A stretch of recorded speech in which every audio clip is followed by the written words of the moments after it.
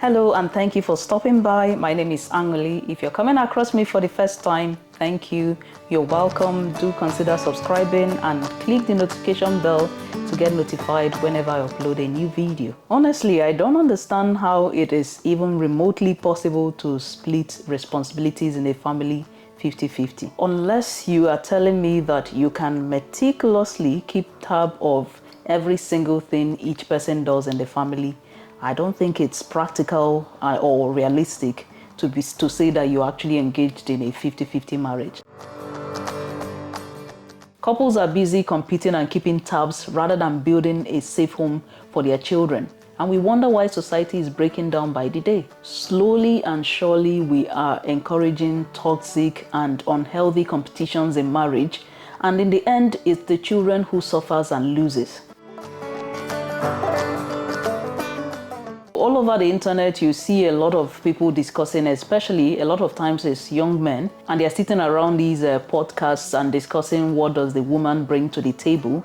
And it's quite sad that a lot of times there are women also involved in these discussions, and the women are either trying to defend what they bring to the table or even encouraging these men. I find that it's quite sad to watch some of these things unfold. I guess these men and women have never heard the saying that the woman makes the home.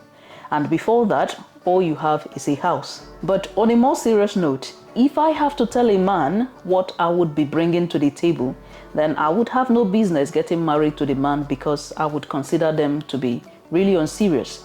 Because I think it's only an unserious man that would have to ask the woman he's getting married to what she'll be bringing to the table, because if you were serious, you should know exactly what you're looking for in a woman you want to get married to. And when you find one that meets that requirement or meets what you're looking for, then it will be redundant to ask them what they'll be bringing to the table. And the same goes for the ladies. If a lady has to ask a man what he'll be bringing to the table, then the lady has no business getting married to that man, and the man shouldn't have any business getting married to her. Because again, she should know what she wants in a husband and already know if this man meets the requirement or meets what she's looking for. And if he doesn't meet it, there is no point asking him. You need to know it. If you ask them, whatever they tell you, it doesn't mean that they will bring it. So you need to see and be able to project. Sometimes you have to project what you will get when you get into the marriage, but you need to be able to do that. And if you can't do that and you want to ask the person to tell you, then I don't think you have any business engaging in such relationship. It's one thing for both couples to work and both contribute financially to the home as well as contribute towards the chores in the home. It's one thing for that to happen, but I don't think it's healthy to go as far as trying to split things down in the middle. For starters, men don't bear children, and no matter how we try to downplay the process of childbearing and bringing children into this world, especially these days you might hear a lot of people who claim they are feminists. They try to downplay this, but no matter how much we try to downplay this, childbearing has a significant effect on women. Some women are affected more than others, and I think also how many children you have plays a role in this. But one thing we can all agree on is that childbearing slows a woman down, and it's perfectly okay. I'm not sad about it or saying it in a negative way. No, this is perfectly okay. It's just we need to acknowledge the truth and speak it. After all, having a child is a personal decision, and I don't see why anyone or myself should be sad about the fact that having a child or going through pregnancy and raising young children slows a woman down. I don't see why I should be sad about it. If I don't like it, or if anyone doesn't like it, they can always choose to opt out, which means they can choose to be child-free. So from the onset, the husband has the higher potential to move up quicker in their career, and then also potentially to earn more in their career. So it's unfair to expect that the woman should put herself under undue pressure to measure up in her earnings. I know there are situations where the woman is the one who earns higher than the man. There are situations like that. But if we look at the way things are, generally the situation where that happens is far less than where the man out-earns the woman.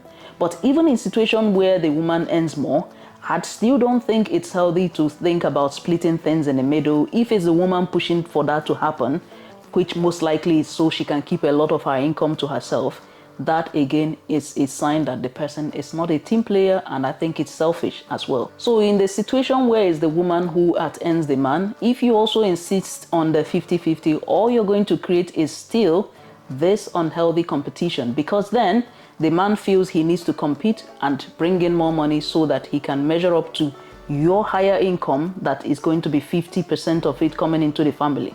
He will feel he needs to compete to measure up to that. So however you look at it, nobody wins in the situation. So I think the most that should happen in this situation still is that you come together and decide how you manage the money that comes through each of you into the family. So my point is, there is no point in the couple or husband and wife putting themselves under unnecessary pressure to contribute equally financially or contribute equally in whatever means to the family. I think it's really unnecessary. There's no point putting yourselves under unnecessary pressure. You can both discuss to see how you can manage the money that comes through each of you, just so that your family can maybe upgrade their lifestyle or do whatever. But I don't subscribe to the idea of just if you're earning more than the man, then you put him under unnecessary pressure to measure up, or you split things in 50-50, and you know that when it's 50-50, most of his income will be gone, and then you have a lot remaining. That is not a way to be a team player. That is going to breed resentment and unnecessary competitions in marriage.